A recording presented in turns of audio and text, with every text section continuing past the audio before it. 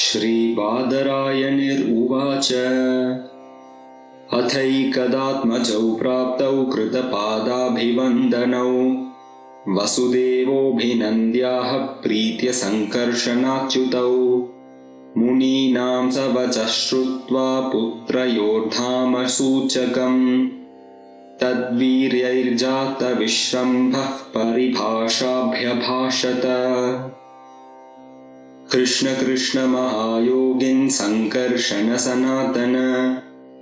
जाने वामस्य यत्साक्षात् प्रधानपुरुषौ परौ यत्र येन यतो यस्य यस्मै यद्यद्यथा यदा स्यादिदं भगवान् साक्षात् प्रधानपुरुषेश्वरः एतन्नानाविधं विश्वम् आत्मसृष्टमधोक्षज आत्मनानुप्रविश्यात्मन् प्राणो जीवबिभर्ष्यजः प्राणादीनां विश्वसृजां शक्तयो यः परस्यताः पारतन्त्र्याद्वै सदृश्याद्वयोश्चेष्टैव चेष्टताम् कान्तिस्तेजः प्रभासत्ता चन्द्राग्न्यर्कर्क्षविद्युताम् यत्स्थैर्यं भूभृतां भूमेर्वृत्तिर्गन्धोऽर्थतो भवान् तर्पणं प्राणनं मापं देवत्वं ताश्च तद्रसः ओजः सहो बलं चेष्टा गतिर्वायोस्तवेश्वर दिशां त्वम् अवकाशोऽसि दिशः कं स्फोट आश्रयः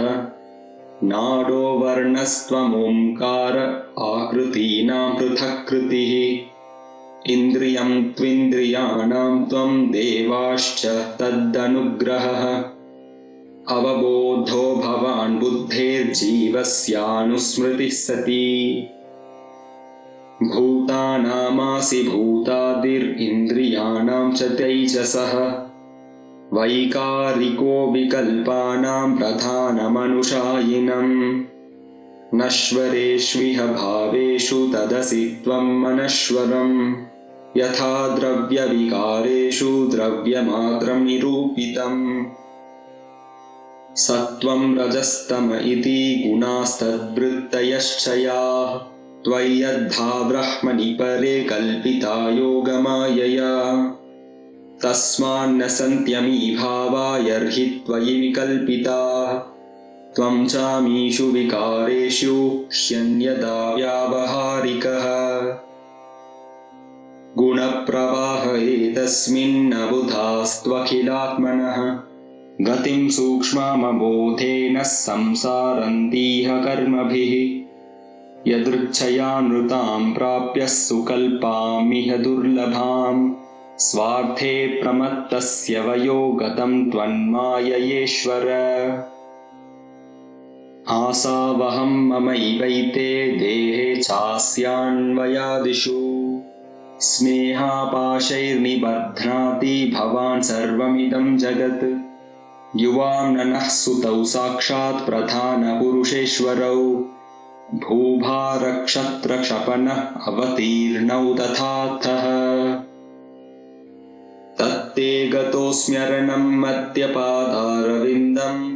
आपन्नसंसृतिभयापहमार्तबन्धो एतावतालमलमिन्द्रियलालसेन मर्त्यात्मदृक्त्वयि परे यदपत्यबुद्धिः सूतिगृहेणनु जगाद भवानजोनौ सञ्जज्ञ इत्यनुयुगं निजधर्मगुप्त्यै नानातनुर्गगनवद्विदधज्जहासि को वेदभूम्नौरुगाय विभूतिमायाम्